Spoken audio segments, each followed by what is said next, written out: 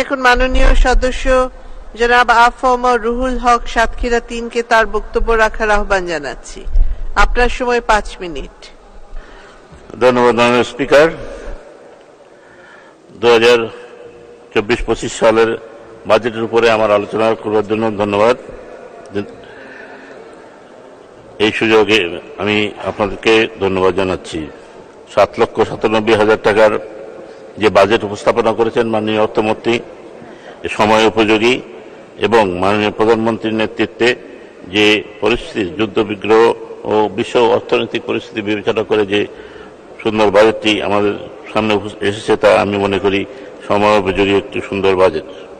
সর্বপ্রথমে আমি স্মরণ করি সর্বকালের সর্বশ্রেষ্ঠ বাঙালি বঙ্গবন্ধু শেখ মুজিবুর রহমানকে এবং বেগম ফজিলাতুন্নেসা ও শেখ রাসেলকে, তার সেই সহ তার পরিবারের সকল নিহত পরিবার সকলকে এবং আমাদের স্বাধীনতা যুদ্ধে সকল যুদ্ধাহত মুক্তিযোদ্ধা এবং যারা নিহত আহত হয়েছেন তাদের সকলের প্রতি আবার শ্রদ্ধা জানিয়ে আমার এই দু একটি আলোচনার সুযোগ নিব। প্রথমে আমি স্মরণ করি আমার এলাকাবাসীকে, যারা আমাকে চতুর্থবারের মধ্যে নির্বাচিত করে এই এলাকায় পাঠিয়েছেন, এবং মাননীয় প্রধানমন্ত্রীকে যে তিনি আমাকে চতুর্থবারের মতো এই সংসদে যা সাতক্ষীরা 3 থেকে আমাকে প্রতিদ্বন্দ্বিতা করবার সুযোগ দিয়েছেন। আমি মনে করি মাননীয় প্রধানমন্ত্রী আমাকে এবারে সমাজ কল্যাণ মন্ত্রণালয়ের সভাপতি হিসেবে, পার্লামেন্টারি কমিটির সভাপতি হিসেবে নিয়োগ দেওয়ায় আমি মনে করি একটি সুন্দর সুযোগ এসেছে। কেননা এখানে একজন মন্ত্রী যিনি একজন চিকিৎসক, সমাজ কল্যাণ মন্ত্রণালয়ে যথেষ্ট সুযোগ আছে স্বাস্থ্য ব্যবস্থার সাথে কাজ করবার। আমি তার সাথে কাজ করে আমার মনে হয় আমরা স্বাস্থ্য ব্যবস্থাকে উন্নতি করতে পারব। প্রথমে আমি অন্য সকল চাইতো আমি এলাকার কিছু কথা প্রথমেই বলবো, তার পরবর্তী পর্যায়ে আমি স্বাস্থ্য ব্যবস্থার কিছু কথা বলেই শেষ করব।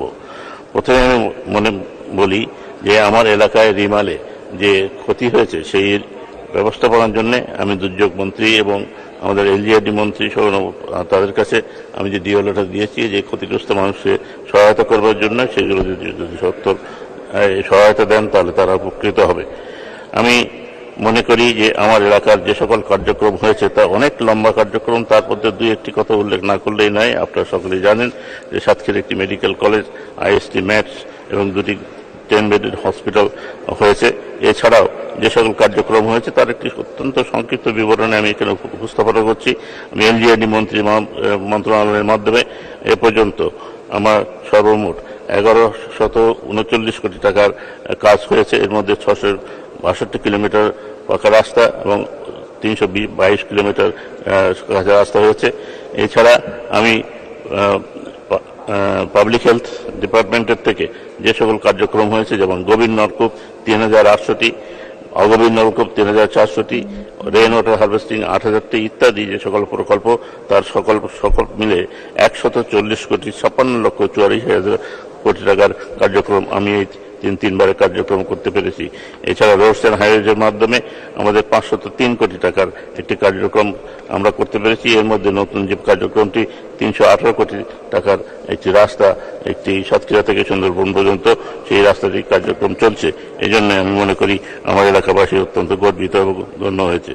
আমি মনে করি আমাদের এলাকার মধ্যে যে সকল রাস্তাঘাট হয়েছে তার মধ্যে বিশেষ করে মানিকখালী ব্রিজ আশাসনীতে উল্লেখযোগ্য।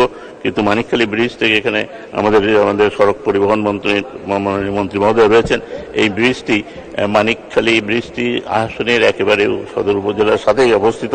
এখানে টোল তোলা হয় এবং টোল তোলার জন্য এখানে শত শত মানুষ প্রতিদিন যাতায়াত করে। এই টোলটি যাতে না তোলা হয় সেই বিষয়ে আমি মাননীয় মন্ত্রী মহোদয়ের কাছে আবেদন জানাচ্ছি।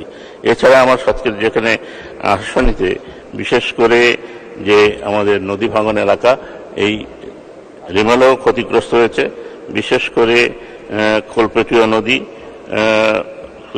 পাড়ে বাঁধানোর জন্য এবং কপোতাক্ষ নদীর কড়িকাউনিয়া এলাকা, এই এলাকাগুলোকে যেহেতু নদী ভাঙন এলাকা বারবার ক্ষতিগ্রস্ত হয় এবং বারবারই টাকাও খরচ করা হয়। এই খরচ করতে গেলে আমি মনে করি বিশেষ করে আমাদেরকে এগিয়ে আসতে হবে পার্মানেন্ট কোনো ব্যবস্থাপনা করবার জন্য। আমাকে একটু সময় দেবেন মাননীয় স্পিকার, আমি স্বাস্থ্য ব্যবস্থা সম্বন্ধে একটু কথা বলতে চাই। আমি যেটি বলতে চাই যে আমাদের স্বাস্থ্য ব্যবস্থায় এবারে আমাদের মাননীয় দুজন মন্ত্রী এসছেন, দুজনেই চিকিৎসক, 2 মিনিট। মাননীয় চিকিৎসক বৃন্দ দুজনেই অত্যন্ত সুন্দর সুষ্ঠুভাবে কার্য পরিচালনা করছেন। কিন্তু তারপরেও আমাদের স্লাইড শুরু করা একটু আমাদের একটু মনে রাখতে হবে। আমি কয়েকটি স্লাইডের মাধ্যমে একটু উপস্থাপনা করতে চাই, দেখাতে চাই যে অবস্থাপনা। নেক্সট স্লাইডে চলে যান।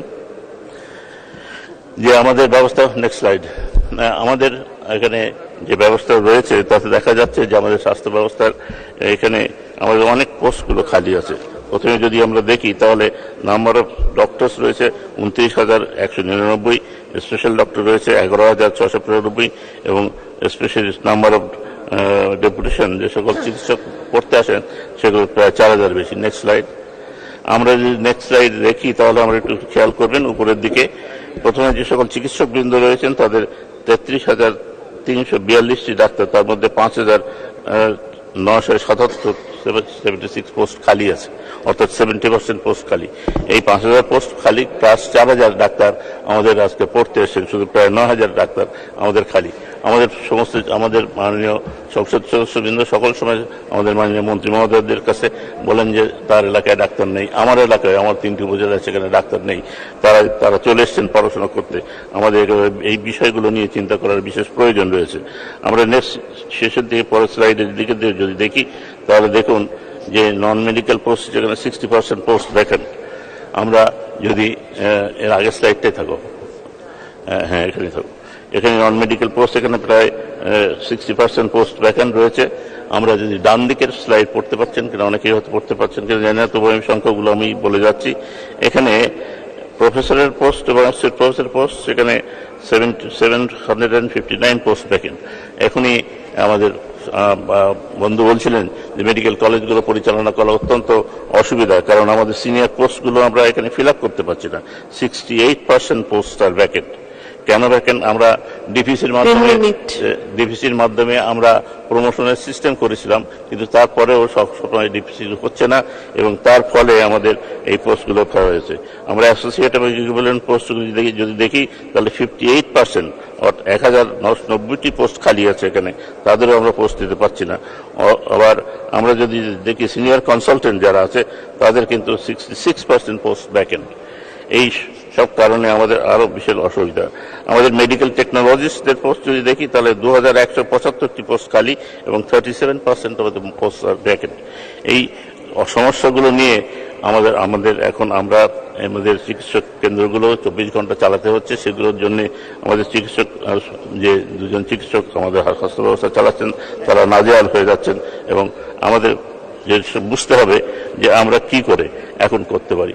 আমাদের এখনই প্রায় 3 থেকে 4,000 ডাক্তার দরকার, যাদেরকে আমরা ইমিডিয়েটলি রিক্রুট করা দরকার। কিন্তু রিক্রুট করতে গেলে আমরা যেতে হবে পাবলিক সার্ভিস কমিশনে। পাবলিক সার্ভিস কমিশনে গেলে প্রায় 2 বছর লেগে যাবে পাবলিক সার্ভিস কমিশনে ডাক্তার রিক্রুট করে তাদেরকে দিতে। সুতরাং বর্তমানে আমরা যদি রিক্রুট করতে চাই তাহলে স্পেশালাইজড বিসিএস ছাড়া, যে কেবলমাত্র ডাক্তারদের জন্য শর্ট বিসিএস এবং শুধু ডাক্তারদের রিক্রুটমেন্টের জন্য তা যদি আমরা না করতে পারি তাহলে কিন্তু আমরা চিকিৎসক এখানে দিতে পারবো না। শুধু চিকিৎসক দিলেই হবে না, আমাদের যে ব্যবস্থাপনা, সেই ব্যবস্থাপনার মাধ্যমে আমরা মানুষের মধ্যে আস্থা জানতে পারছি না। নেক্সট স্লাইডে যাও। আমরা এখানে পড়তে পারবেন না, কিন্তু আপনারা দেখছেন ডান দিকে এবং বাম দিকে যে দুটি বার দেখতে পাচ্ছেন, সেটা এমনি সংক্ষেপে আমি বলে দিই। ডান দিকে যে বারটি বড় বড় বারগুলো আছে সেগুলো হচ্ছে রিকোয়ারমেন্ট, আমাদের স্পেশালিস্টদের রিকোয়ারমেন্ট। আর বাম দিকে যে ছোট ছোট বারগুলো আছেন সেই সকল বারগুলো হচ্ছে আমাদের যে সকল স্পেশালিস্ট আছে, আমাদের অলরেডি আছে। সুতরাং দেখছেন কত সাংঘাতিক ব্যবধান। এই ব্যবধানের মাধ্যমে আমরা কিন্তু কাজ চালিয়ে যাওয়া প্রায় অসম্ভব। আমি আসলে যে কথাটি বলতে চাই যে স্বাস্থ্য ব্যবস্থা আমাদের একটা সুন্দর স্বাস্থ্য ব্যবস্থা আছে। আমরা কমিউনিটি ক্লিনিক থেকে আজকে আমরা স্পেশালাইজ হসপিটাল, আমাদের কমিউনিটি ক্লিনিকের মধ্যে 32 রকম ঔষধ বিনা পয়সায় পাচ্ছি।